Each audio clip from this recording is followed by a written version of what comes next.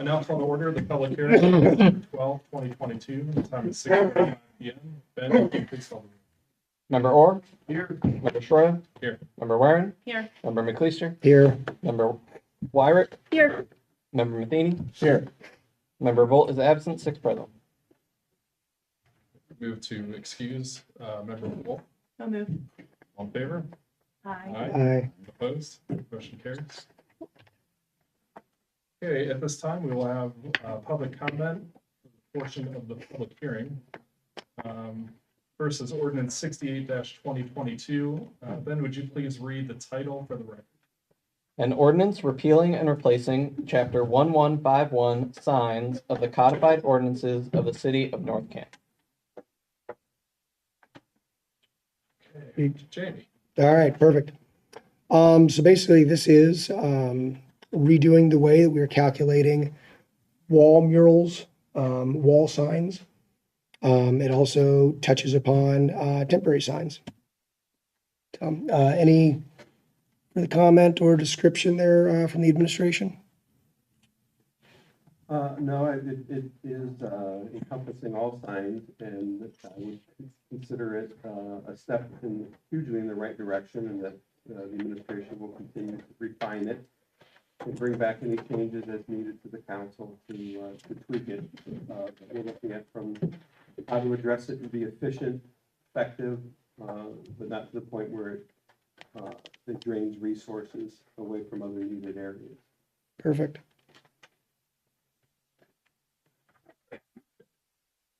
At this time, anyone wishing to speak in favor of ordinance 68-2022?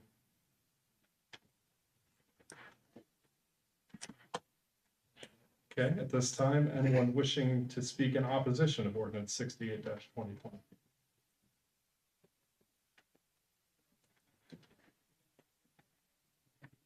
Chuck Osborne, 307 Fairview Street, Southeast North Canton, Ohio. I have no specific suggestions regarding what has already been written up.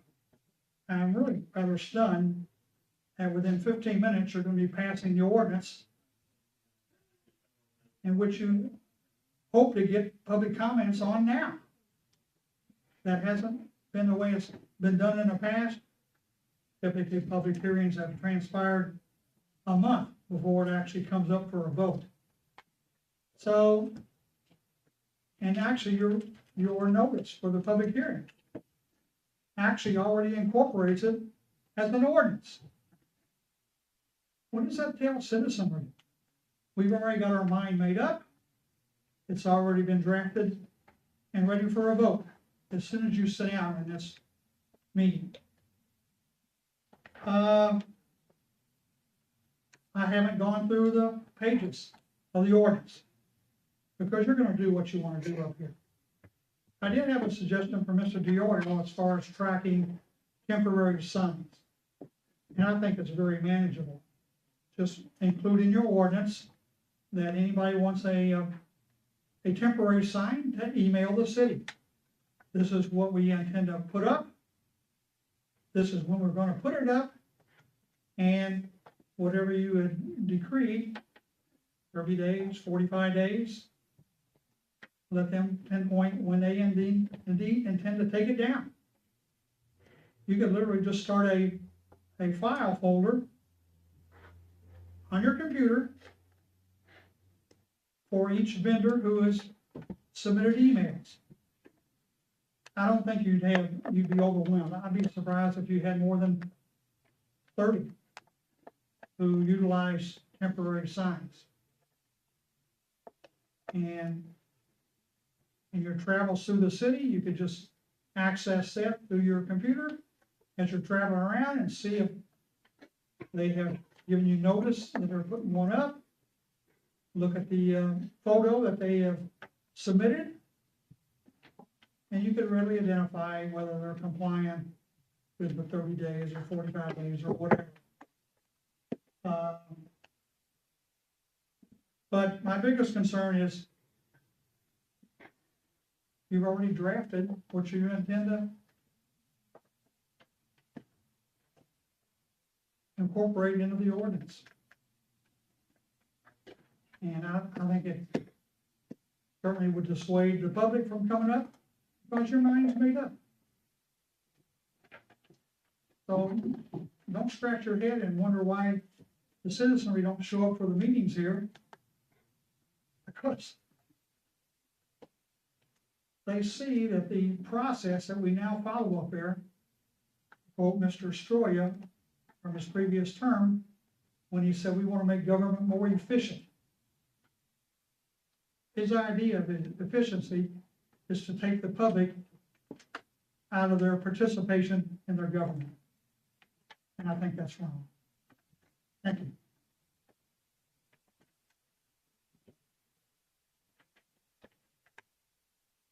Okay, at this time, anyone wishing to speak against, in opposition of the ordinance? Anyone else? Okay, final opportunity. Okay, this item will appear in the council agenda. I will make one comment. The public will have an opportunity to weigh into this three more times. And it was also brought forward from the planning commission, so it's not like we're avoiding the public and being non-transparent. That's a horrible accusation. So, moving on. Ordinance 69-2022. Ben, would you please read the title for the record? An ordinance amending Chapter 1136 Main Street Districts Regulations of the Codified Ordinances of the City of North Canton to repeal Section 1136.17 signage in its entirety. Jamie? All right, so basically, as we had the new sign code that was just discussed in 68-2022, previously there had been a section in the old sign code for Main Street specific signage. So since we are bring up an all-encompassing new one, we're going to be repealing the old Main Street specific portion. So, any other comments from the administration? No. Okay. At this time, anyone wishing to speak in favor of ordinance 69-2022?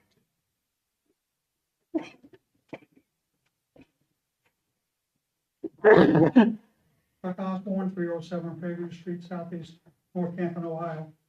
I would just add to my previous comments, it would be very helpful for anyone who would show up for one of these meetings to describe how your changes are an improvement over what we had.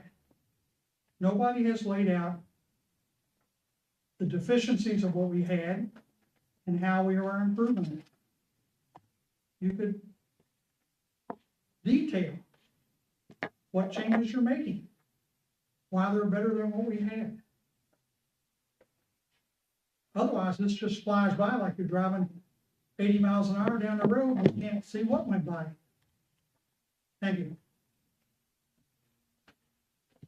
Okay, anyone else wishing to speak in favor?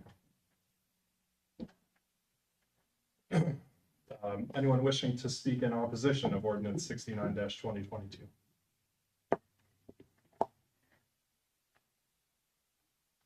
Okay, this is the final opportunity.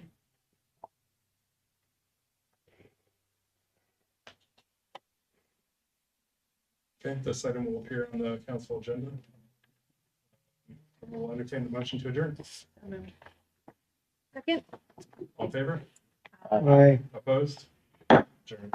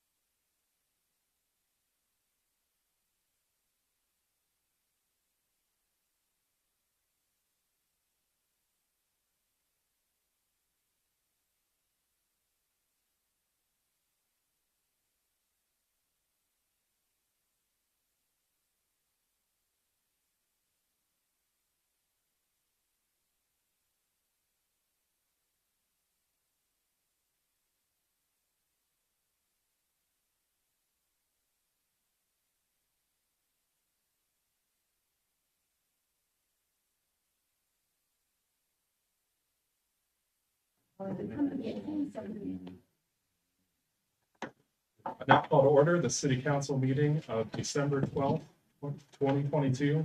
Time is 7 p.m. Opening prayer, Mayor Wilder. Thank you. Could you please stand?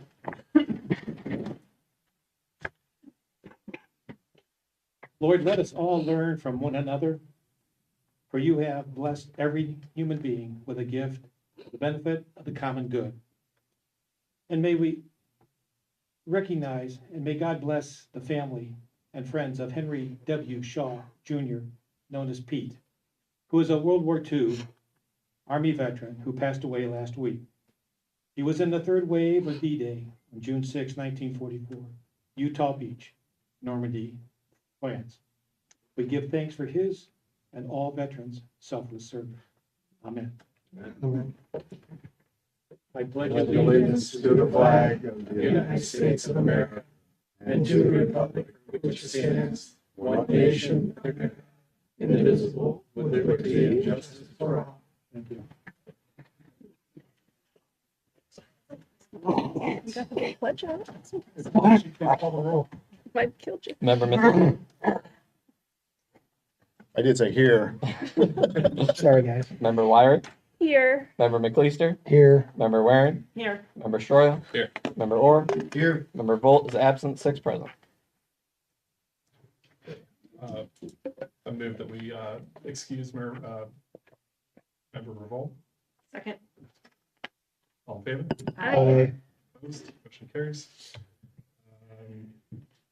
David, you had a correction on Yes. 5B. That's, on 5B, page 9 and page 10, comments were listed under my name that were Mr. Orr's comments. So page 9 and 10, those could be changed.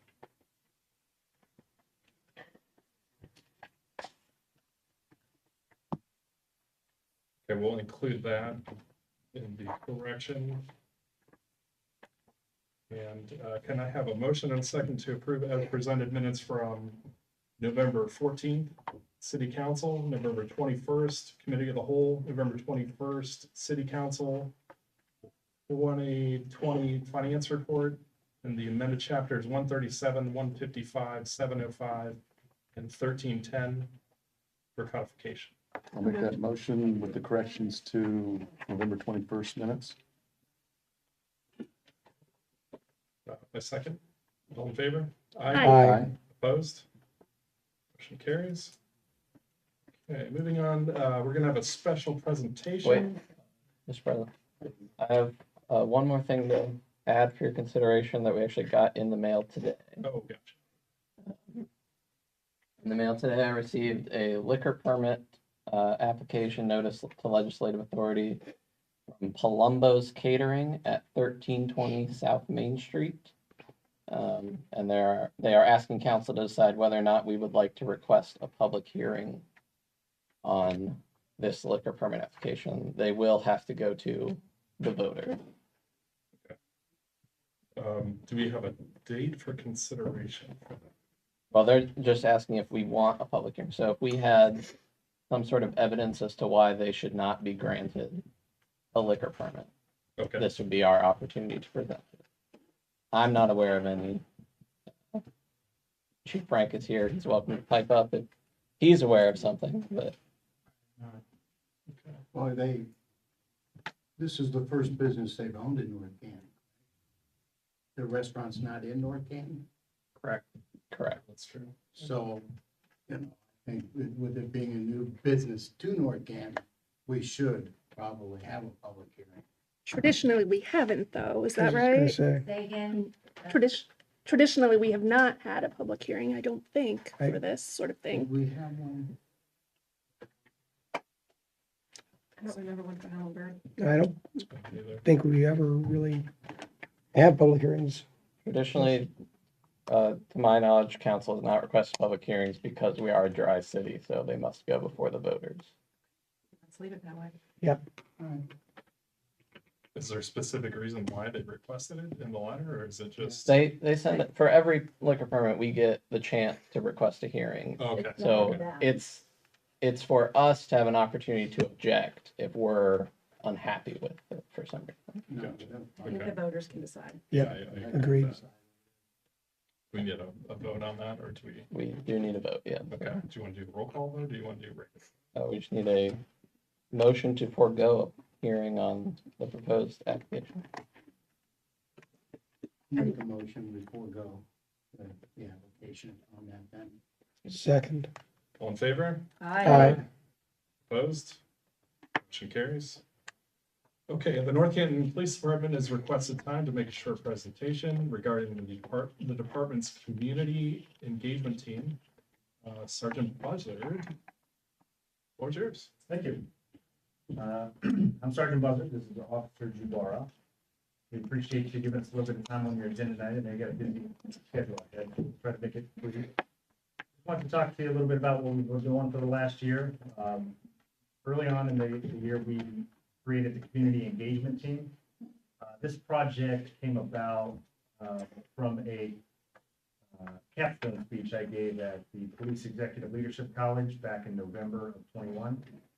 What I wanted to do was bring together all of the aspects of community policing we already had, the SROs, bike patrol, crime prevention, bring it all under one umbrella. Kind of the driving force behind that was, we read the surveys that you guys send out to the citizens, and the citizens give us their feedback. And some of the feedback that was hit and wrong was, we got a lot of young officers, they just they drive around with their glasses on, we don't really know them like we know the older guys. And it's true, we don't really walk a beat anymore. We have a lot of businesses in town. Thank you for that, bringing them in. But, we stay busy, and I wanted a way to get back to that, being engaged with the community. And while we can't walk a beat, we developed this team of 10 volunteers. It was very important to me that the guys volunteered for the position and that they weren't forced to do it. If you're forced to do anything, you're only going to do it half-heartedly. The 10 guys that have volunteered are, I don't know if you know some of these guys, I got all my SROs in there. These are all socializers, people persons. Their temperament is that of a socializer. They want to be out there, they want to talk to the community, they want to engage. And the other part of this project, the community engagement team, was a way to provide leadership opportunity to people in patrol division. We kind of got away from that a little bit. I think we're going back to it now, where in the past, if you were interested in stepping up to the next level to be a sergeant, you took the test, you scored in the top 3, we would start sending you to first line supervision courses and things of that nature. What this allows, those classes are great, but what this allows is actually a tangible way to feel what it's like to lead. Anyone who's ever been a leader understands that you can't lead 10 guys the same way. Especially law enforcement officers. Type A personalities that you have to lead, and so they're a different breed of people. You have to be able to lead from the front because they won't respect you if you just tell them what to do and back off. Right. As you probably have with me. No, we work well together. Spencer this year was our first ever leader for the CET team. Him and I work well together. I was one of his training officers when he first started. I'm more of the socializer kind of guy. I like to talk to people. I like to be out there. Spencer is getting there, but he's definitely the analytical mind. So it was a perfect pairing. No, it was a perfect pairing. He built the infrastructure behind it, and some of the ideas we collaborated on worked pretty well. So I'm going to turn it over to Spence, let him talk about a little bit about what we did this year. Yeah, so like he said, I'm more of an analytical mind. I like to have things organized. So as a crash reconstructionist, I'm very familiar with using Excel Office. And so I built out a huge Excel sheet that tracks just about everything that the community engagement team does so that we can keep it organized, keep it on a single track so that we're not losing sight of what the goal is. And some of those things, like I said, we do quite a lot of things. At the very beginning of the year, we had our calendar. We paired up with one of our local business leaders, Christy Williams, with, was it Low Chunk of Goodness? We were able to put out a calendar for the first time, which featured some of our officers, kind of showed the community what type of officers that we have.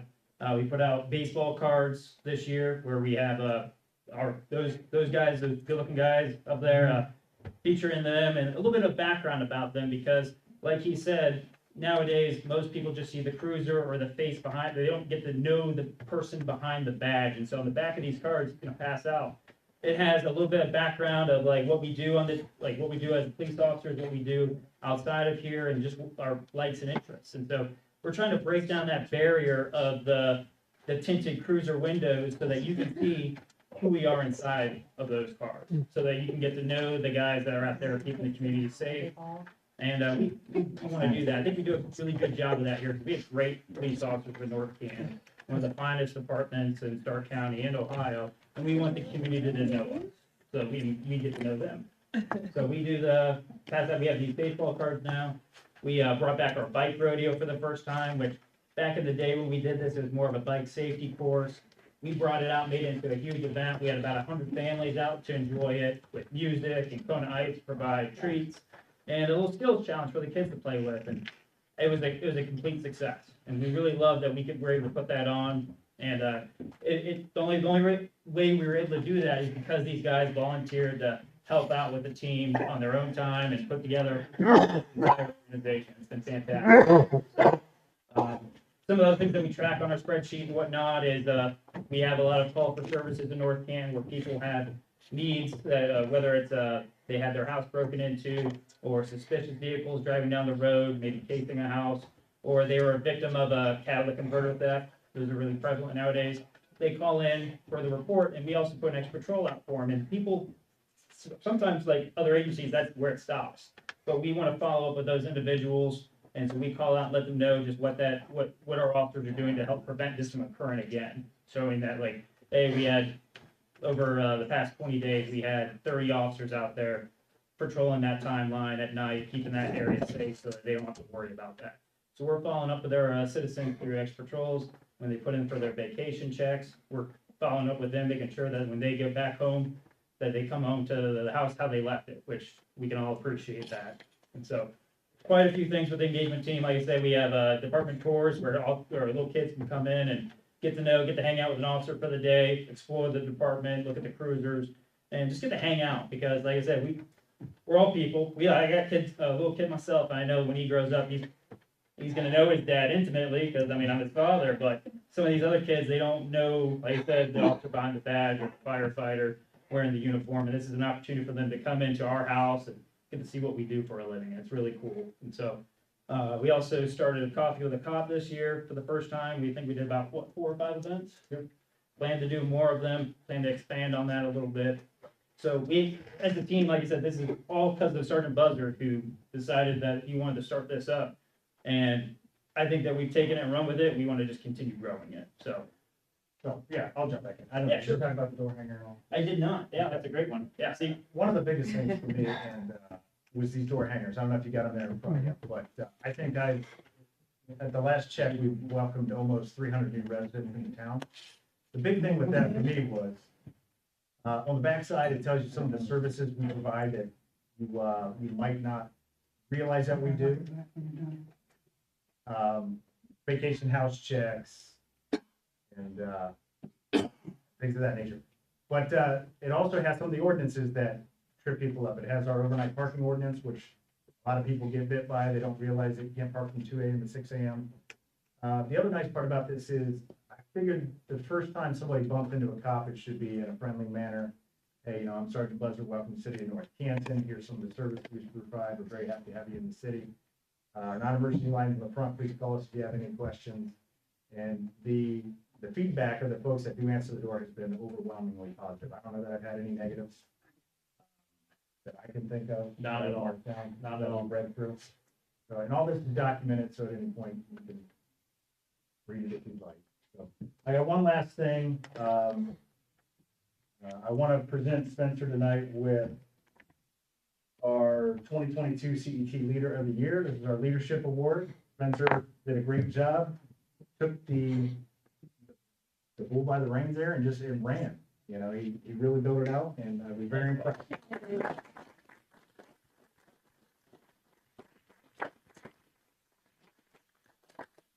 not expecting. That was really nice. So I appreciate all the time you gave us tonight, and look for, more stuff down the road from us. We're just getting the ball rolling. Great, Thank you. Very much. Thanks, Harvey. Yep, great job. Congratulations.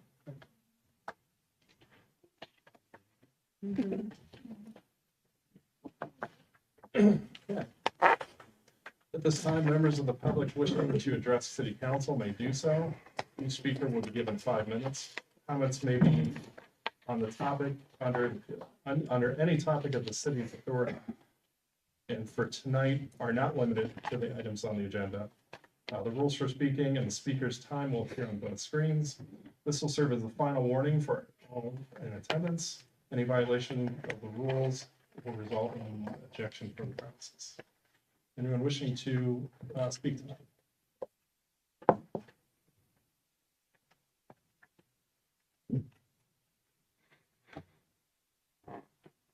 Chuck Osborne, 307 Fairview Street, southeast North Canton, Ohio. North Canton's artificially low income tax rate of 1.5% does not provide the needed revenue to fund city services. This is quite evident as North Canton has, for many years, gone to property owners in the city and asked them to ante up additional tax dollars through numerous property tax levies. This is an added burden for all homeowners in North Canton, and particularly so for senior citizens. In addition to the city's 1.5% income tax rate, the city is also relying on property tax levies for a fire fund, a street fund, a storm sewer fund, and an ambulance EMS fund. Isn't it deceptive to proclaim to the world that North Canton has the lowest income tax rate in the entire county when City Hall calls for one property tax levy after another for additional revenue? Property taxes make the purchase of a home more daunting for first-time buyers.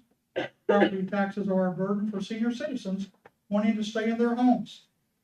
Last week, I heard no member of council speak on behalf of citizens who must struggle to pay ever-increasing costs of home ownership. Increasing property taxes will leave families unable to make needed home improvements, a topic which this council has discussed in the past. It is time for City Hall to stop going to the voters for added revenue. For one thing, it is a financially risky revenue stream. Voters can also always say no. North Canton should put itself in a sounder financial position by increasing its income tax to cover the revenue currently generated by all four property tax levies currently on the books. Able-bodied workers are more in a position to pay increased income taxes than senior citizens living on a fixed income. Of 11 area communities, North Canton has the highest percentage of senior citizens. Corporations and business owners are also more in a position to pay increased income taxes than young families and seniors. A sampling of income tax rates for nearby communities are as follows: Canton 2.5%, Massillon 2%, Alliance 1 3/4. Maintaining artificially low income tax rate while at the same time instituting numerous property tax levies to make up the revenue shortfall is outright deceptive to citizens. North Canton citizens do not have to buy into North Canton's income tax shell game. There is no reason for North Canton to roll the dice and hope voters will agree to one levy after another over and over again. On tonight's agenda are resolutions 0123 and resolution 223, both on an emergency in anticipation of placing a street levy and a sewer levy on the ballot for the May 3rd, 2023 primary election. Will North Canton voters agree to higher property taxes in the voting booth next spring? Also on tonight's agenda is an executive session which presumably will be a request from a corporate entity wanting a tax abatement. Is this really how the world works? Squeeze the average citizen for increased tax collections to make up for tax dollars given away for corporate charity? I recall City Administrator Diorio alerting this body that an ask was to be expected from Maple Street Commerce before the year ended. If the ask is from Maple Street Commerce, the owner of the Hoover District, it should not be forgotten that the owner is also deeply involved in the Hall of Fame Village. I would remind this council that owner just broke ground at the village on $117 million water park. Could it be that an ask for the Hoover District would indirectly facilitate funding for development of the Hall of Fame with North Canton tax dollars? The Hoover District has already received nearly $7 million through the efforts of the city. Where does the corporate charity to multimillionaires end? This council body, ostensibly elected as representatives of North Canton citizens, should deliberate with their constituents' best interests at heart. Thank you. I would like to ask Chuck a question, if it's okay. No, we're not having a back and forth. That's against. No, I just want a simple question. You can ask, but No, that's fine. let's wait. Let's not. Anyone else wanting to address council?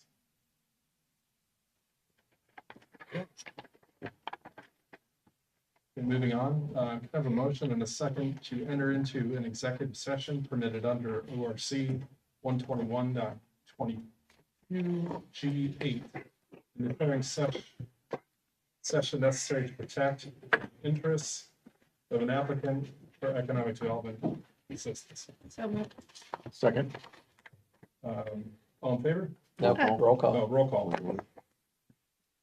Member Orr, Yes. Member Shura, Yes. Member Warren, Yes.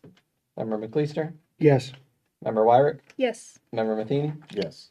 6 in favor, unanimous in favor.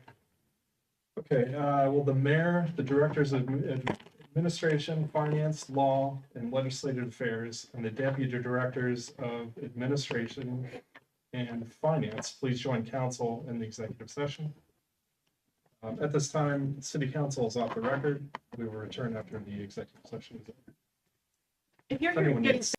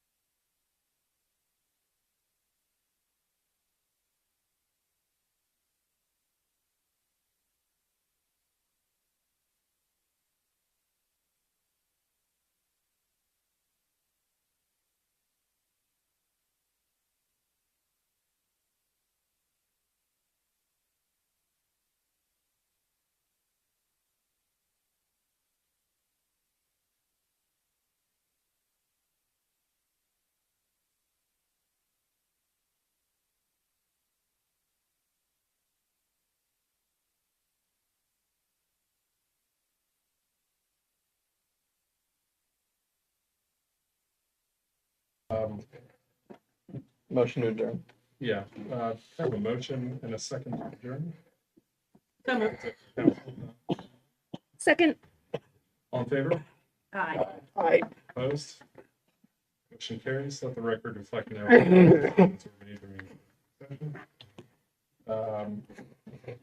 Okay, moving on to ordinance.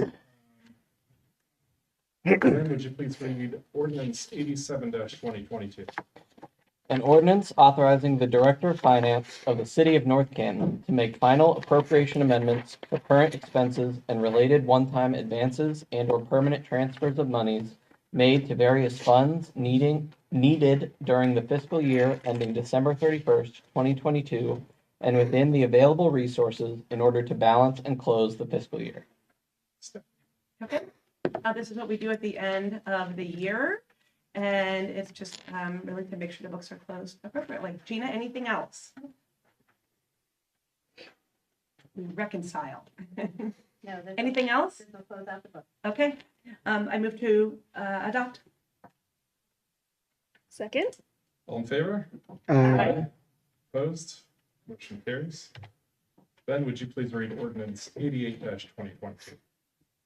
An ordinance establishing Chapter 707 mobile food units of the codified ordinances of the City of North Canton, thereby establishing regulations for the operation of mobile food units in the City of North Canton. Okay, Christina. So we discussed this at our last meeting. Essentially, this would create a one annual inspection by the fire department of food trucks that is good for the year and also would allow food trucks to obtain a permit to operate in Price Park and Dogwood Park. Should note that we did add a requirement for liability insurance that came up during the first reading. So that's highlighted in your documents there. And there's nothing else. Patrick, anything to add on this? No. I just wanted to throw something in there real quick if I could. Sure. At Winterfest, while President Stroy and I were there helping set up tables, we talked with a couple vendors, a couple food vendors, and told them about this. And they're pretty excited about it. So I think this is something awesome that we're doing. And yeah, I'm glad we're moving forward with it. Did we look at possibly the other entrance to Place Park? When would we have brought that? We did not. No. I think there's an opportunity there as well. Okay. Oh, we could We can, come back to it. Mm-hmm. yeah. Absolutely. See how this goes. And yeah, that it gets spread around that end too, right? It does. It does, Yeah. it does, and I think there's room for one, maybe two. Yeah.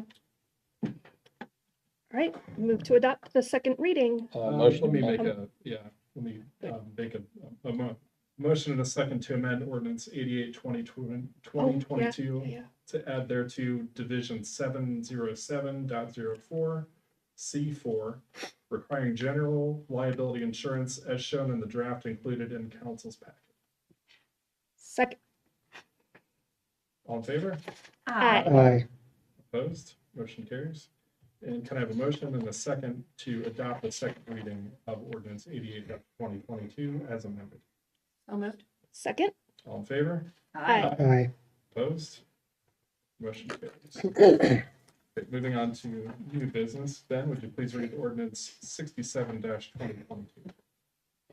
An ordinance amending Chapter 1125 definitions, specifically Division 1125.02A25 driveway private residence and Chapter 1133.08 single-family and two-family residential district regulations, specifically subsection 1133.08C additional regulations for garages, parking areas, driveways, and vehicles of the codified ordinances of the City of North Canton to allow permeable pavers as a permitted driveway and accessory parking paving surface in residential districts. Okay, Jamie, would you take this and stay? Absolutely.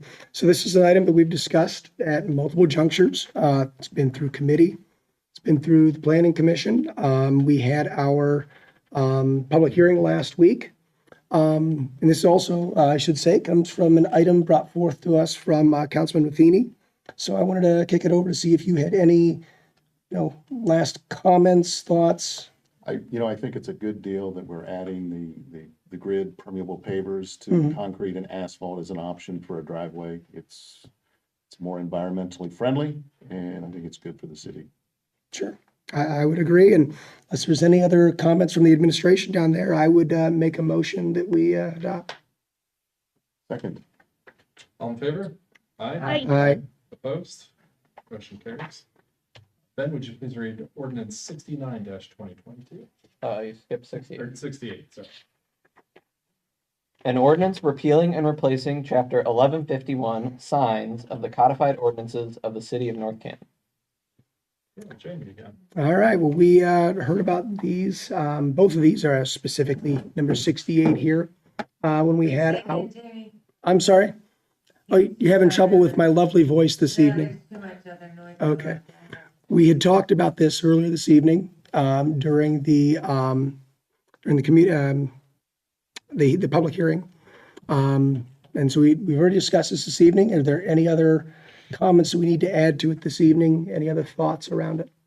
just wanted to clarify, because the resident had asked the question, that campaign signs are considered public speak and doesn't fall under those temporary signs, correct? That was my understanding. Specific language is their ideological sign. Ideological, thank you. for Yes. correction. Good catch. Okay, thank you. Okay. Any other comments? Nope. All right, I would move that we adopt. Second? All in favor? Aye. Opposed? Motion carries. Ben, would you please read ordinance 69-2022?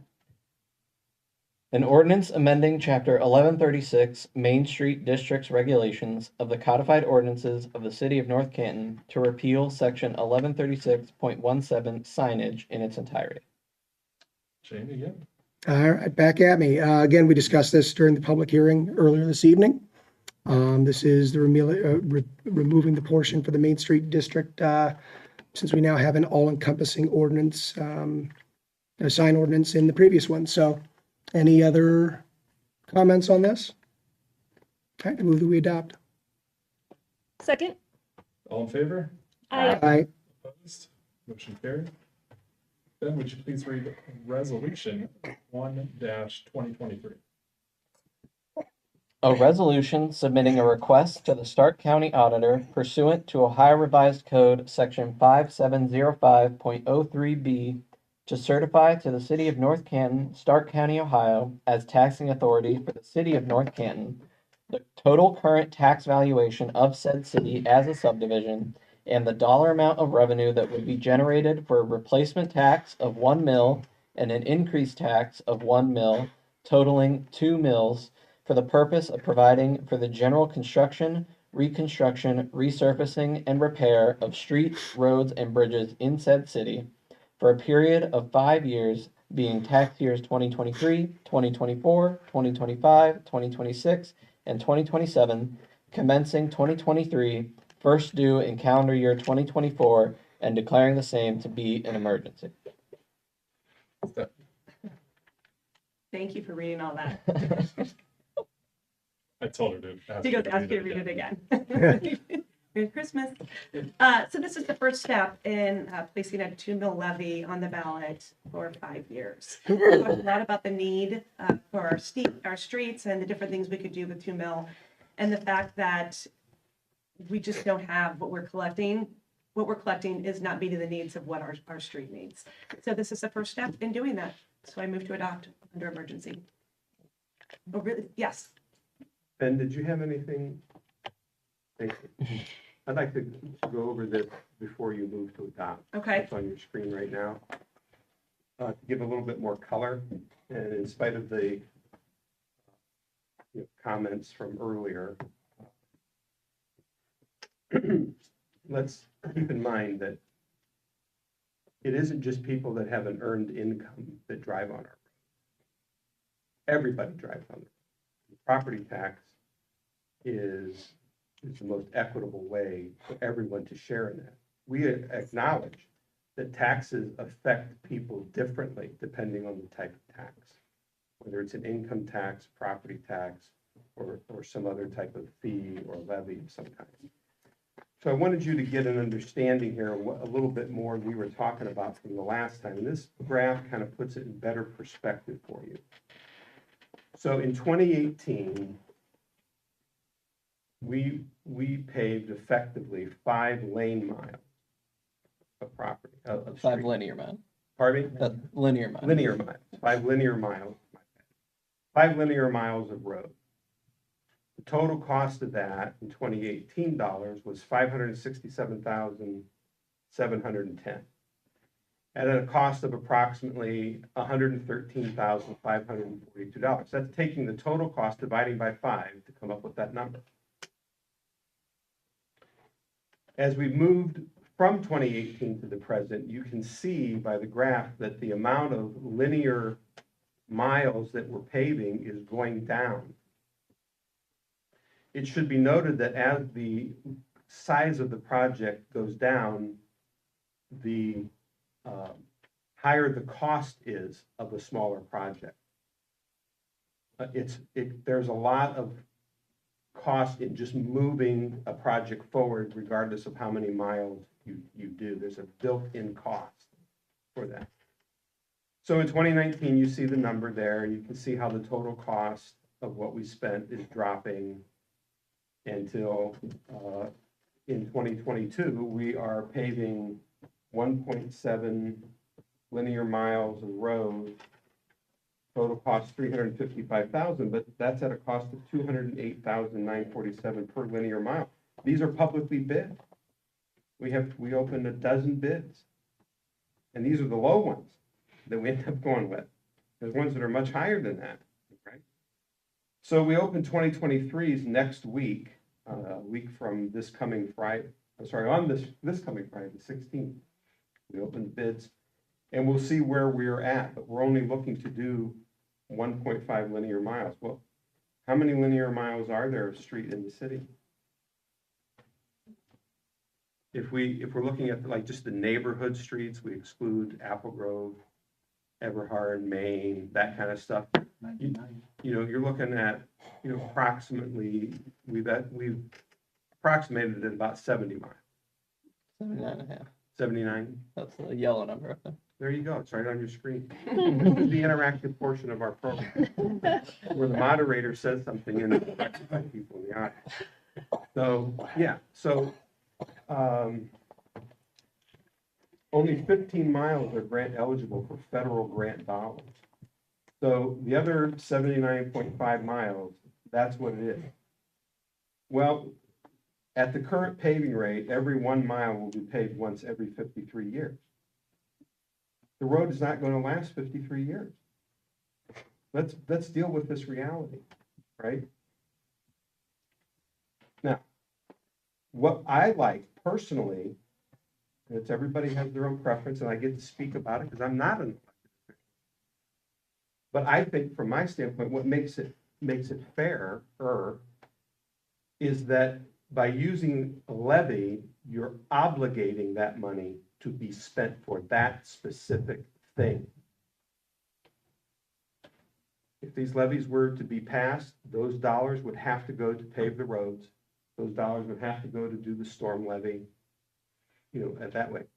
Putting the money in via income tax just puts it in the general fund, where it could be spent on anything. There's no assurance that it would be spent on roads or storm sewers. It'd be spent on whatever the whims are of whatever council and mayor there is at that time. We've seen that before. Is there a limit on the number of millage that a city can collect in tax levies? Is it 10? There's 10 inside overlapping mills for a district. So we share, the county shares, the school shares, we share 10 inside mills. Anything above that has to be a voted levy. Thank you. So clearly, just in the last 5 years, from 2018 to next year, we've seen the amount of miles shrink significantly from 5 to 1.5, and the total cost of what we're able to afford go from, shrink by half, and our costs double. In spite of all the efforts that we've done, we've bid the projects out earlier, We tried to not have them scattered all across the city, but we're gonna do the streets in this section of town this year and this section of town next year. And to try to maximize our return, we've gone with some other vendors that, we've encouraged to, get in the game, get competitive. It always seems to be the same one or two, but we've done a lot of things to stimulate it. But the bottom line is, this is where we need to get to. And yes, so I like that you give the voters an opportunity to say where they are. If they approve it, and we'll certainly be out there advocating or giving them the information they need to make a decision that this is the most beneficial to everybody in the city, and everybody contributes to it. Thank you for that slide, and thank you, Chair, for letting me intercede. No problem. I like the additional information. Any other questions? Okay. So I move to adopt. Second. All in favor? Aye. Aye. Opposed? Okay, can I have a motion and a second to suspend the rules of council requiring 3 readings? So moved. Second. All in favor? Aye. Opposed? Motion carries. Can I have a motion and a second to adopt resolution 1-2023 under suspension of the rules? So moved. Second. All in favor? Aye. Opposed? Motion carries. Ben, would you please read resolution 2-2023? Here we go again. A resolution submitting a request to the Stark County Auditor pursuant to Ohio Revised Code, Section 5705.03B, to certify to the City of North Canton, Stark County, Ohio, as taxing authority for the City of North Canton, the total current tax valuation of said city as a subdivision, and the dollar amount of revenue that would be generated for a replacement tax of 1 mil and an increased tax of 1 mils, totaling 2 mils, for the purpose of providing for flood defense, providing and maintaining a flood wall or pumps, and other stormwater improvement purposes to prevent floods in said city for a period of 5 years, being tax years 2023, 2024, 2025, 2026, and 2027, commencing 2023, first due in calendar year 2024, and declaring the same to be an emergency. Okay, so again, last week we talked, one about the roads, and then we talked about the floods and our storm systems and drainage and issues with that. And this year, with having, I guess, kind of an unimaginable rain and what that did to our city, we are hoping to help with that. We don't know if we can ever alleviate those kind of rains. Those are torrential downpour sort of rains. That were really shocking for this area, but we know that we can help our system. And again, we aren't meeting those needs with the monies that we have. Patrick, do you have any diagrams, pictures, data you'd like to share? We'll we'll get into that when we do the second or third reading. But Okay, I was even meeting with constituents today yet, dealing with the flooding and kind of what we were doing. And as I mentioned before, one of the biggest things that I think that we can do to affect the most people is, we've hired somebody to help us analyze on the 4 retention basins that we own. How can we, improve them by potentially deepening them, removing silt that may have been built up, increasing the size of the wall around it, so to speak, without, largely affecting the neighborhood. But if we can pick up, another 2 feet of wall, mounded dirt around it, that could result in millions and millions of gallons of water being retained. And then to the extent where we can expand the size of the retention basin, there's one that we own where there is some adjoining property that we could acquire. We need to see what that looks like. How much does that add to what we can do? And that's what the consultant is putting together. And with that will come the cost. And I believe that we're going to, if we really want to seriously address this and tackle that at some point we need to start showing what it is that we would be spending the money on. And that's part of what I was trying to get to here with the roads, but we'll do the same with the stormwater. Okay. Any other questions, concerns? Okay, if none, We're gonna, this is gonna be an emergency. yes. So Because we there have to won't get it be, to there the won't be a ballot. second or third reading. So these two ordinances will be sent to the county auditor, and then they will certify the amount of millage and revenue, and then that has to come back to council with ballot language to go back to, for your approval. Plenty of- We're just starting the there's plenty of process. reasons. Okay, all right, thank you. Like a step one. Okay. If hearing none, I move to adopt. I'll second. All in favor? Aye. Aye. Opposed?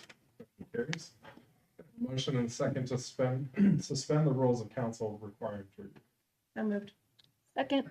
All in favor? Aye. Opposed? Motion carries. And finally, kind of a motion and a second to adopt resolution 2-2023 under suspension of the rules. So moved. Second. All in favor? Aye. Opposed? Motion carries. Ben, would you please read ordinance 3-2020? An ordinance authorizing the mayor of the city of North Canton to release McKinley Applegrove Limited from performance bond obligations established by a commercial bond as authorized by ordinance 38-2022. Okay, we talked about this last week. Rob explained, this is just entering into, or this is releasing the McKinley. All their obligations were met, and there's nothing new, so I move that we adopt. Second. All in favor? Aye. Aye. Opposed? Motion carries. Ben, would you please read ordinance 4-2023? An ordinance authorizing the mayor of the city of North Canton to enter into an agreement with McKinley Applegrove Limited, thereby accepting its maintenance bond to guarantee certain maintenance improvements in the Sanctuary Phase 5 development. Again, last week we heard from Rob and he explained we're entering into this agreement. This was a cash bond, not by land. Nothing new. I move that we adopt. Second. All in favor? Aye. Aye. Opposed? Motion carries. Ben, would you please read ordinance 5-2023? An ordinance amending Chapter 703, Registration of Rental Units, specifically Section 703.03, Registration of Rental Units Required, and subsection 703.04A, Rental License Issuance and Term of the codified ordinances of the City of North Canton to clarify registration requirements and declaring the same to be an emergency. Jamie? Yeah, we talked about this last week.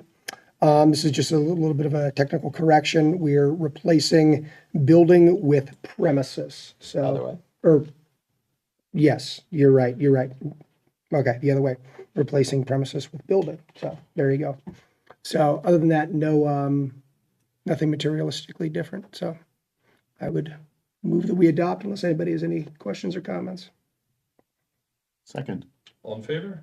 Aye. Opposed? Motion carries. Can I have a motion and a second to suspend the rules of council requiring three readings? So moved. Second. All in favor? Aye. Aye. Opposed? Motion carries. And can I have a motion and a second to adopt ordinance 5-2023 under suspension of the rules? So moved. Second. All in favor? Aye. Aye. Opposed? Motion carries. Ben, would you please read resolution 6-2023? A resolution to adopt the updated Stark County Multi-Jurisdictional Hazard Mitigation Plan and declaring the same to be an emergency. David? So we covered this in our committee meeting. The county has reached out to us to sign this and have it signed and back to them by the end of the month. That's the reason for the emergency clause, but it's so that we can participate as a county for this higher level of mitigation of hazardous material. Anything administration would like to add? Okay.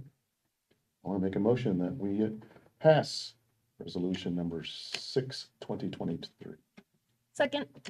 All in favor? Aye. Aye. Motion carries. Can I have a motion and a second to suspend the rules of council requiring three readings? So moved? Second. All in favor? Aye. Aye. Opposed? Motion carries. Can I have a motion and a second to adopt resolution 6-2023 under suspension of the rules? Motion to adopt resolution 6/2023. Second. All in favor? Aye. Opposed? Motion carries. Okay. Can I have a motion and a second to suspend Rule 23 to allow for consideration of Resolution 7-2023 without a committee report? So moved. Second? All in favor? Aye. Opposed? Motion carries. Ben, would you please read Resolution 7-2023? A resolution appointing Stephen B. Wilder as North Canton's representative to the Stark County Council of Governments for a one-year term beginning January 1st, 2023, and ending December 31st, 2023, and declaring the same to be an emergency. David? So I would like the mayor to elaborate a little bit on what this is. Well, thank you. We're gonna put this into your hands, and thank you for volunteering to do this. Traditionally, the Stark Council of Government exists for the benefit of Stark County. And it is made up of towns, city, villages, townships represented in Stark County. Don't have the exact number, but I thought it was somewhere around 27 maybe in total. Each year, they ask for a representative from the jurisdiction to be a part of the Council of Government. And they oversee many things for the benefit of the county. For example, the most recent would be the county 911 dispatching system and the funding for the computer-aided dispatching, the CAD system. And also helping us with lower the cost of the radios for the, let's say, for the first responders and certain other cooperative purchases that affect all of us. So each year they ask for a representative from the local jurisdiction. And I know we've had several representatives in the past. And so I threw my hat in the ringer to represent the city on the Council of Governments. I believe they meet 4 times a year. And the big thing too that we're a part of is, a lot of people don't realize, the Stark County Council, or Stark Council of Governments supports the Stark County Crime Lab. And we are a major, I would say, not major, but we use that for our police department. And that is one of the major things that we can help contribute to. So that's just a little bit of a nutshell. There's probably more to it, but being in it for the first time. That was wonderful. Appreciate, one, that you're participating in that and stepped up to do that for the city and being a voice on that board. I don't think there's any other questions or comments. Make a motion that we adopt the first reading of Resolution 07-2023. Second? All in favor? Aye. Opposed? Motion carries. Can I have a motion and a second to suspend the rules of council requiring 3 readings? So moved. Second? All in favor? Aye. Opposed? Motion carries. And can I have a motion and a second to adopt Resolution 7-2023 under the suspension of the rules? So moved. Second. All in favor? Aye. Opposed? Motion carries. Okay. Moving on to department reports. Patrick? Yes, I'm going to queue up the mayor's report. So I'm going to yield the balance of my time to him. But, you know, one of the things that I do want to say that, you know, for as long as I've been around North Canton government, and even before I was involved with North Canton government, I lived in the area. And, you know, I'd have to say that in my whole career, I've never seen a person be more of a mayor than our mayor. And I've been around a lot of mayors, and I consider Stan Kmiec one of my best friends and mentors. Learned a lot from him, and I see a lot of that in Steve. And I can't tell you how much it helps administration that he comes in every day, spends a majority of the time of his day at City Hall with us, engaging with us. For me to have someone that I can go to and convey in real time what is happening and get input and feedback and then be able to carry it on is immeasurable compared to what had been in the past. And it's not just the recent past. I mean, I can go back quite a number and I'd have to say, I'd have to go back to when Darrell was mayor. That maybe, and I know he was very active, but Mayor Wilder is the most helpful, responsive person in this capacity that I could ever think of. And I want to thank him for being there for us, for the city. And he is going to share with you some of the things that he's been engaged in since he's been here. Yeah, man. Well, thank you. I didn't Sure. expect that. And actually, my comments are trying to be condensed, but a lot of it, I try to be an ambassador for the city. That was one of my goals and one of my priorities.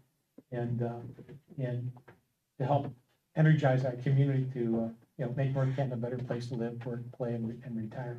So when I took office in 2019, I just kind of went back, all these special events and places I've attended and representing the city. And just in that month of December, I was able to attend 22 functions representing the city. And then in 2020, from January to December, it got only about 27 because of COVID and other things that hindered us. But in 2021, I attended at least to this year, I should say, the beginning of this year, had the opportunity to attend 72 events on behalf of the city and representing us in a number of ways.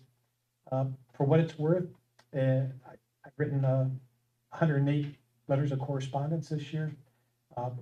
I take it upon myself for people that I know or residents of our city that I'm familiar with. I like to write condolences to some of the obituaries I see upon my death. I've done about 15 of those, and I've written a number of letters in support of Boy Scouts who earned the Eagle Scout Award, and also for Girl Scouts who earned the Gold Award. Those are people reach out for me, and I try to watch the news as much as I can to compliment those young people on making those achievements in their life. And believe it or not, I actually have received 20 thank you cards in the mail this year, okay? for things that we've done well. And that just not goes for me, but for other people. And I'm very, I had the opportunity to write in our town. And I had the opportunity to write articles in our town. So in total, over the 3 years, I've been able to write 34 messages from the mayor to our citizens. And we were published also in Metroplex magazine and Crane's Business Review. I was able to perform one marriage in 2020, 2 marriages in 2021, and this year 6. So so that's pretty cool. And the last one was on December the 7th, a very special day. I'm also I try to write proclamations or resolutions for people. I did 2 in 2020. I did 26 in 2021, and this year I've done 15. And I've had the opportunity and honor to write 4 letters recognizing an 80-year-old person, one who turned 90. And this year I've been able to write 2 letters complimenting these residents for living 100 years and making their residence here. And Mr. Hershey, I think, or Miss Hershey is the latest one coming up. And there's other things that goes on. I'm very blessed to have a good working city administration.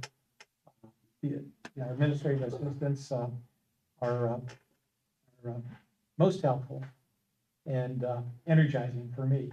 And my promise was to, even though this was a part-time job, I wanted to give it my full-time commitment. And I've been trying to hold to that. And just rehearse my priorities again. Again, I wanted to have us be successful. I wanted to create an environment to improve our ability to achieve business and educational community goals.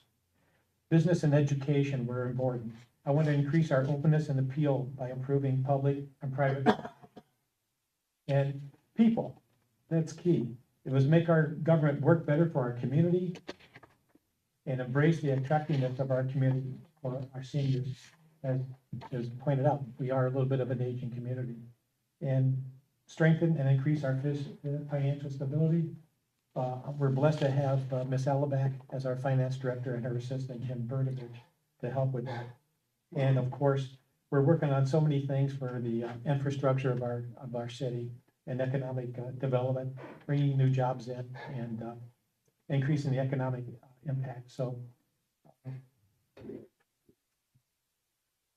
that's kind of a nutshell over the last 3 years. And we have many projects to look forward to try to get accomplished for the coming year.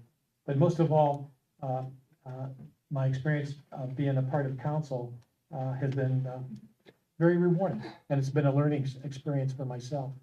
And I know we've had challenges, and we've had agreements and disagreements and discussions and things, but we're here for the common good. And that's why I believe that what we're doing is trying to be the best we can for our community and make it better than when we find it. Thank you. All right, thank you. We appreciate you. Director of Finance, Sheena. I'm gonna give it a shot. All right, so. Through your voice. So currently, we're up 13.6%. Look, we're up over $9 million in income tax. And this is our income tax. Where we were 7.9 last year at this time.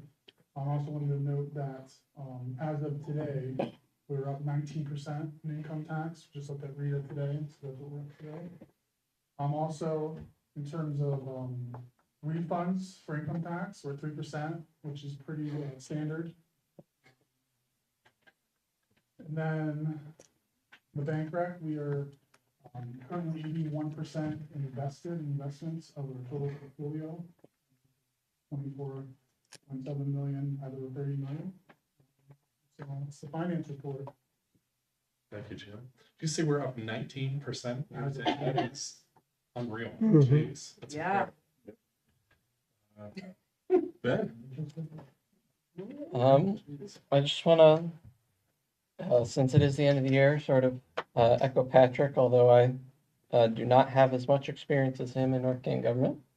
I am very appreciative of how active all 7 of you are. And I think I talk to all of you at least once a week. And while at times it does make getting my work done more difficult, I just want to say I'm very appreciative that you're all involved and staying informed about what's going on.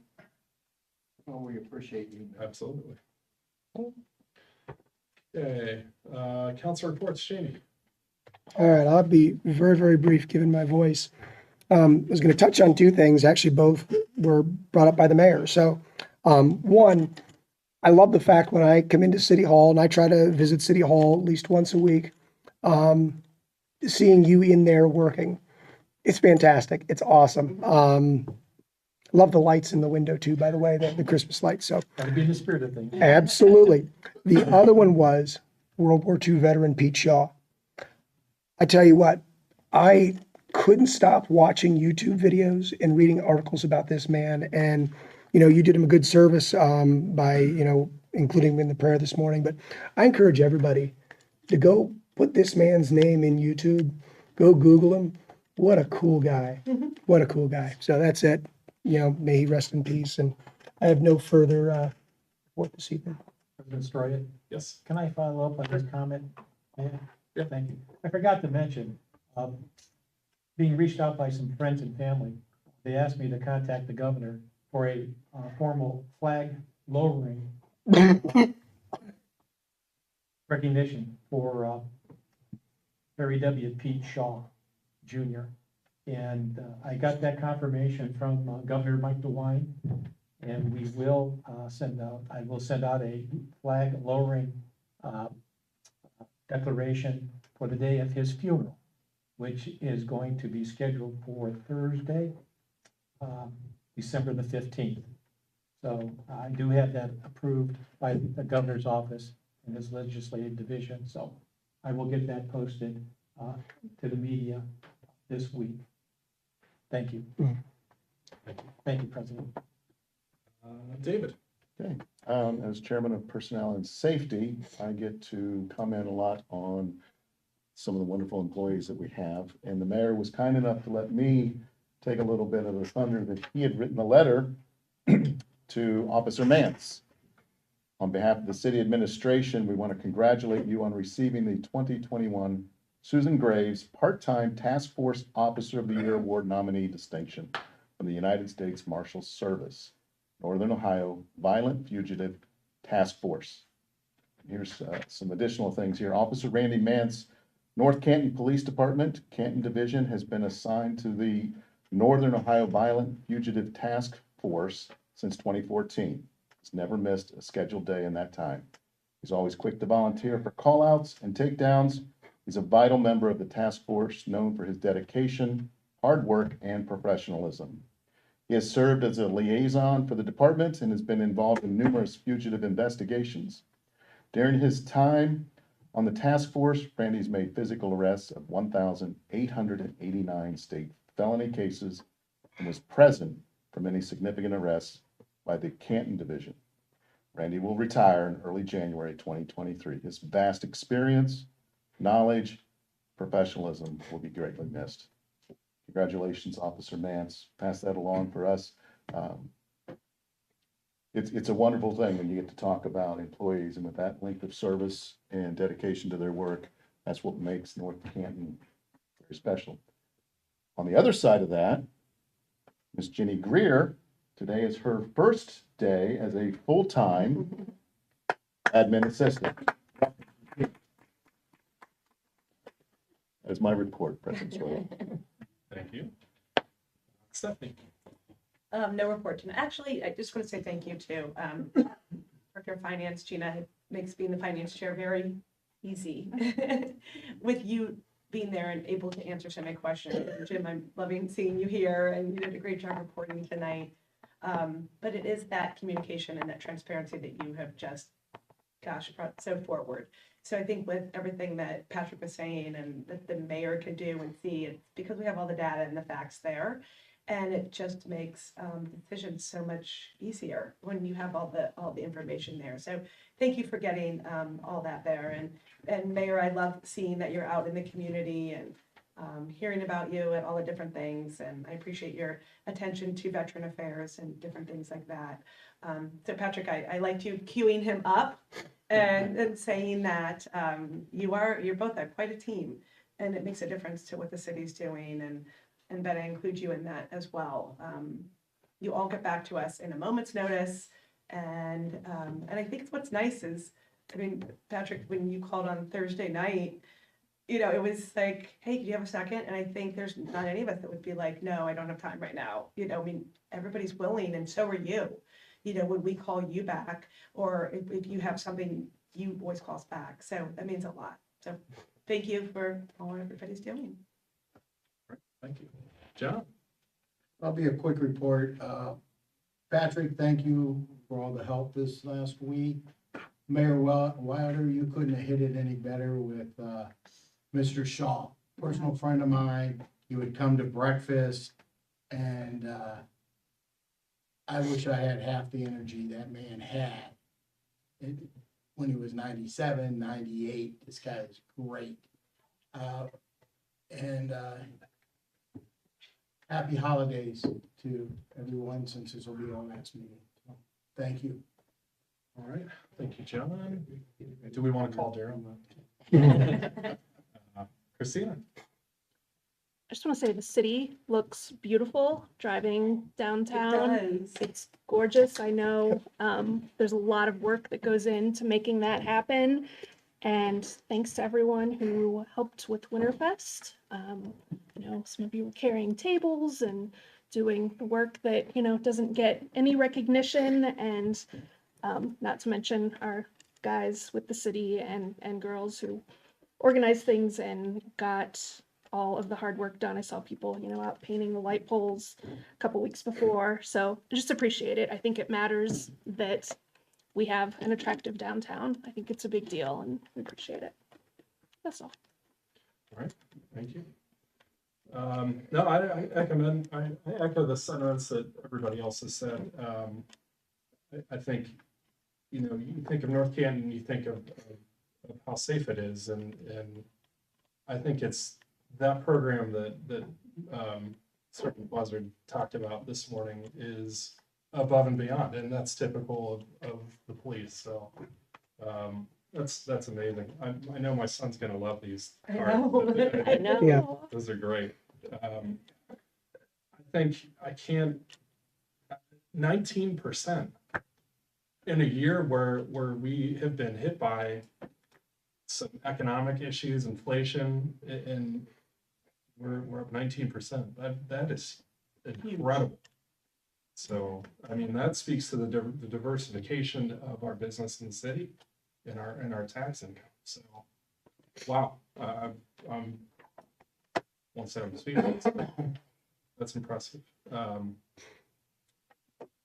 Final call for new business. President Soroya, Yes. I would like to make something for new business. That's okay. Sir, I'd like to introduce an ordinance to authorize a tip pursuant to Ohio Revised Code 5709.40 for a portion of Stark County parcel number 100-16557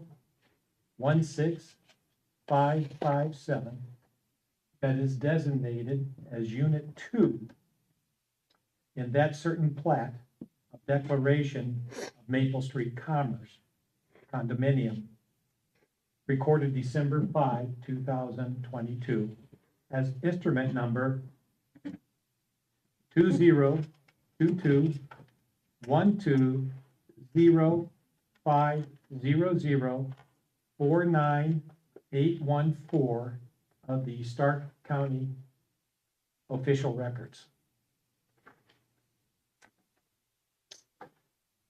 So I do the motion.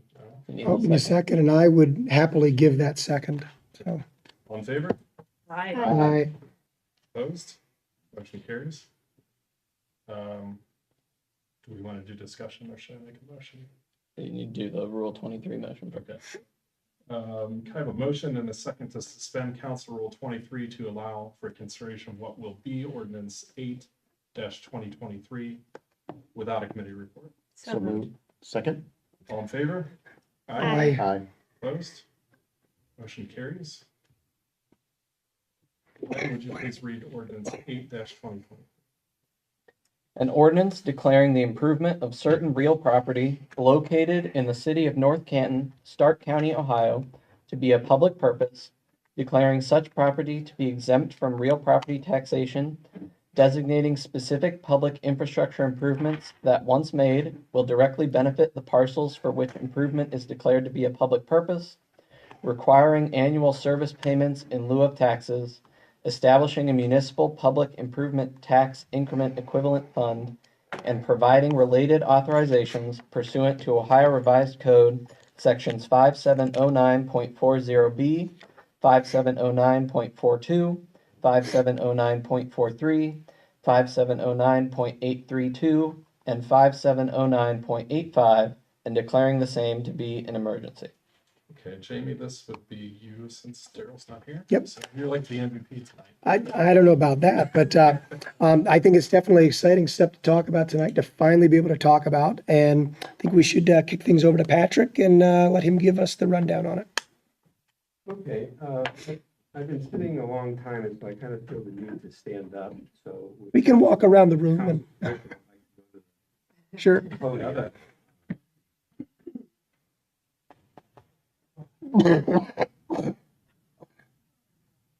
I've asked Patrick to give us some background.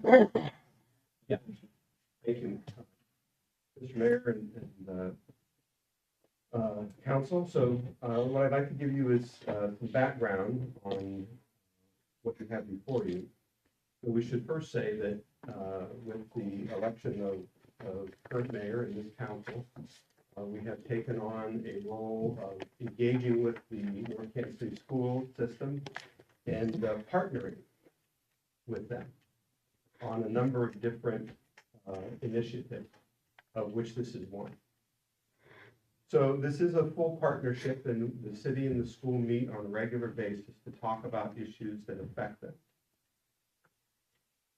In this particular instance, the school has been trying to engaged with the ownership of the Hoover District. In this case, it could be an industrial realty group, an industrial commercial property group, also known as Maple Street Commerce LLC. They go by different names, but in essence, it's, Stuart Lichtner and Chris Merrigan. The project that everyone is most interested in, of course, is the West Factory. And, you've heard me on some of the public forums talking about how the city, over the years has heard a lot of talk. Proof needs to be in the pudding. But I can say that we are at stages in this that we've never been in before. That we were further along in a process to which we don't know the end, where the end point is, if we'll reach the end point. But we do know that we're further along in this journey than we've ever been. And so the administration has been trying to broker agreements between the school, which we're partnered with, and the owner developer on how they can get their project to move forward. The school has particular interests in seeing this project succeed, to which we have been negotiating on what we will call today a first step. This is not the final step of many, many more steps to come. And in this step, in this particular ordinance, we are agreeing to a placeholder ordinance. We're going to hold in place for the school and the developer owner to negotiate next year a revenue split that the school is comfortable with. It's their call. We support the school. So to get, we've started in earnest on this focusing of the developer in June of this year, and have culminated in an agreement to proceed on December 8th, just a few days ago. We are agreeing to the following. This is a tip that applies to one building owner. That parcel number, Unit B, the new portion of the Eagle Mixer factory. This would be a Section 40 tip. This would be a non-school tip. It's important to note that if the school and the developer owner do not reach an agreement on a revenue sharing basis, this will not move forward. There will be no tip.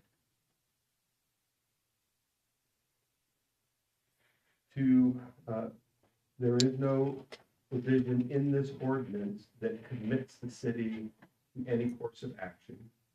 And there is nothing in it that commits the school to any course of action. That is yet to be determined by the school and the developer. We have attached a few conditions to agreeing to put this TIF effective date tonight. One is that we've asked, and to which we have received agreement from the developer owner, that the 10.32 acre parcel east of the Hoover District, that's in the Hoover District but adjacent to the school's property, that the 10.32 acre parcel be transferred to the school without cost, free and clear, no additional compensation. And that must be done by June 30th of 2023. If not, there's no tip. Second, there are 3 properties located on Whitworth Street, northeast, North Canton, that are abandoned, I won't say not abandoned, but they're vacant homes that IRG has owned for the last 10+ years that have fallen into disrepair. Those homes must be demolished by June 30th, 2023. If not, the deal's off. Third condition, the lighting in the Diebold parking lots that were recently constructed are not to current zoning standards in the city of North Canton.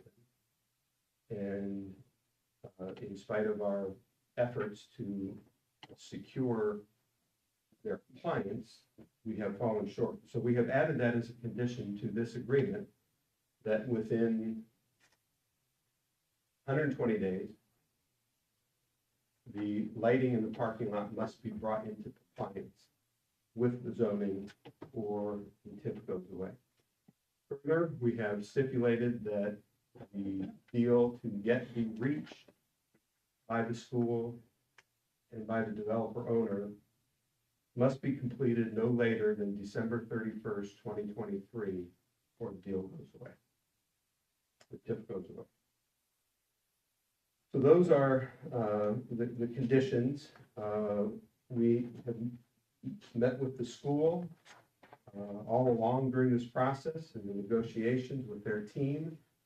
Our team consisted of administration, our law department, Krugliak-Wilkins, our economic development consultants, the Montrose Group, along with the schools team led by Jeff Wendorf, Tim Walker, also their attorneys, their economic development consultants, and then with IRG, their attorneys, their economic development consultants. The school, in order for us to move forward tonight, had to meet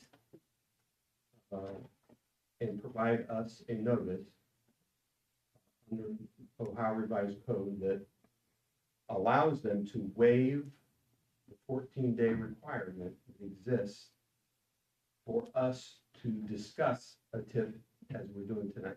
Normally, there would be given 14 days to respond. They've been involved in this process from the entire time.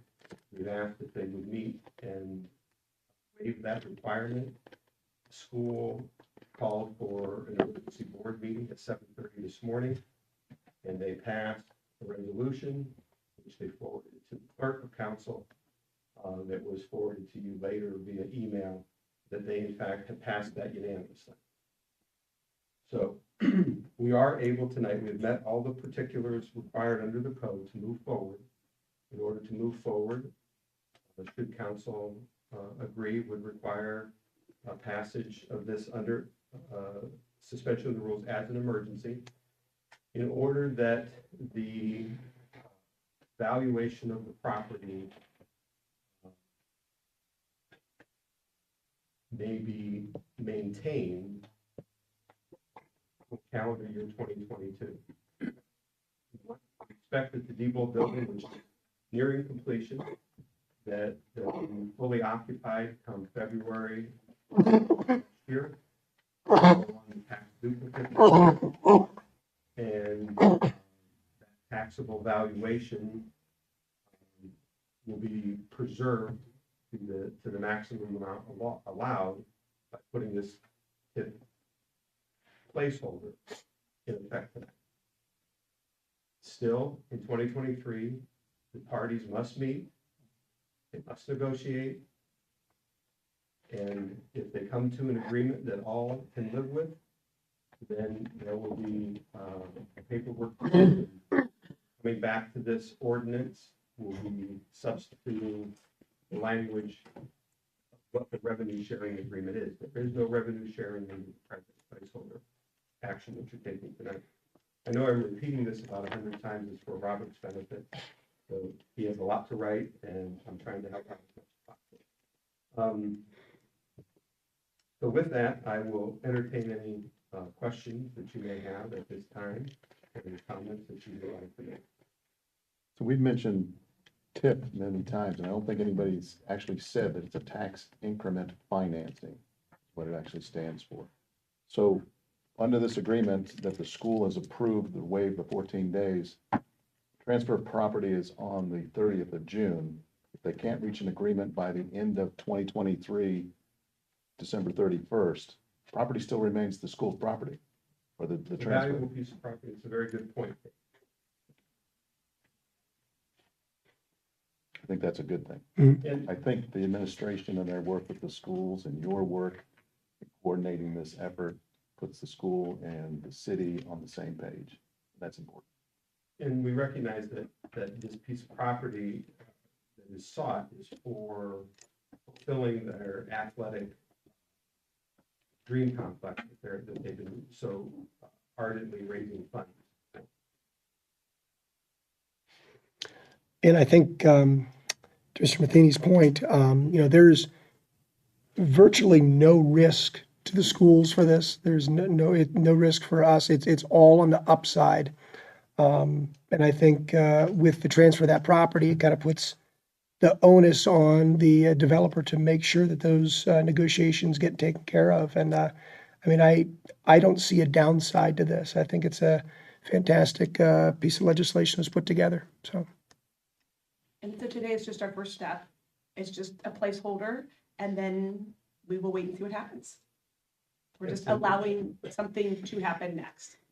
And then Schools have already said that, and now it's us saying that, and then we will see. And in all those steps that are yet to come are very detailed, complex questions, many coming from us, the likes of which I don't think IRG has ever seen, but we are very concerned about where our dollars are, Right. what project they're going. And that is all yet to be constructed, but I feel much more comfortable approaching this with the team that's before me today, from finance to council, admin, to the legal team that we have, and the consultants that we have, that we can put together something that is truly beneficial to the city, beneficial to the school. This city administration, we've been working hard to try to release the strained relationships that we've not only had with Walsh University, but also with our North Canton City School District. And we've been able to develop, I think, some mutual understanding and respect and rapport with each of us working towards, producing a great educational resource for our community and not at the taxpayer's expense. And I believe that, we've been searching every option to resolve this stalemate that that has occurred regarding the future of the development of the Hoover District. And this option that is before us, I think, is probably the closest that we've been in many years. So.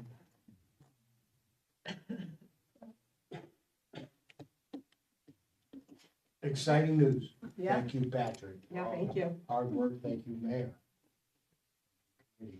I can't imagine this being done 3 years ago.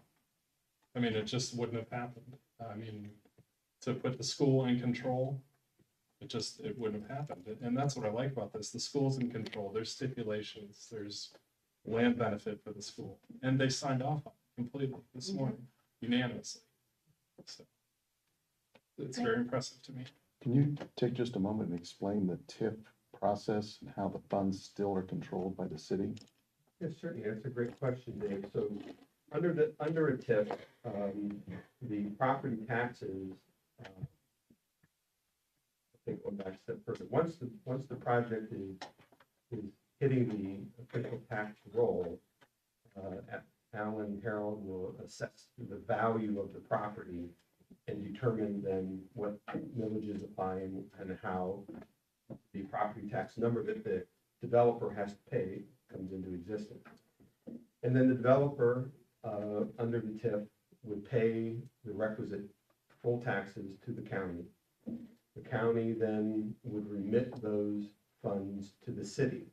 The city, through its director of finance, will establish certain line items or fund groups that this money will go into per an agreement that is yet to be negotiated, if it's to be negotiated between the school and the developer. The city would then be the entity that disperses those funds pursuant to that agreement. So what makes this much better than a CRA is that the process actually has to occur. They actually have to build the thing. And when you think forward, when you're looking at the West Factory, if this were to be in play, they actually have to do it. They actually have to pay it. And then it comes back around. And then with the help of legal team writing up a good agreement that all sides can agree to, there are the enforcement mechanisms within that on whether or not you've met terms of your agreement and therefore are eligible to receive this disbursement from the city. Like that the city's in control. Mhm. You know, we've been waiting patiently for this moment, I think, Yep. for a long time. I think this is the closest that we have to, you know, put an option on the table and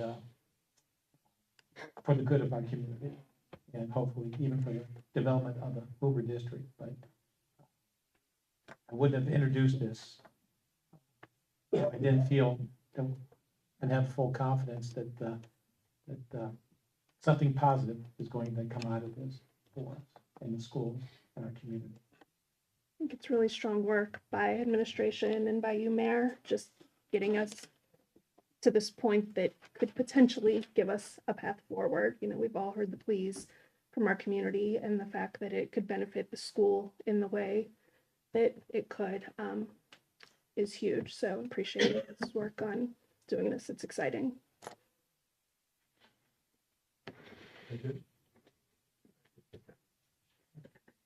Any other comments, questions? All right, can I have a motion and a second to adopt the first reading of ordinance 8-2023? So second. All in favor? Aye. Opposed? Motion carries. Can I have a motion and a second to suspend the rules of council requiring 3 readings? No move. Second. All in favor? Aye. Opposed? Motion carries. And finally, can I have a motion and a second to adopt ordinance 8-2023 under suspension of the rules? So moved. Second. All in favor? Aye. Opposed? Motion carries. See, we needed John on that one, then we all would have had a part in it. Yeah. But how exciting is that? That's great. So, cool. Okay, meeting calendar. This is the final meeting of the year. We will resume recess on January 9th, and that will be both the committee of the whole and a regular council. That being said, I will entertain a motion to adjourn. So moved. Second. There you go, John. Aye. Aye. Aye. Aye. Thank you.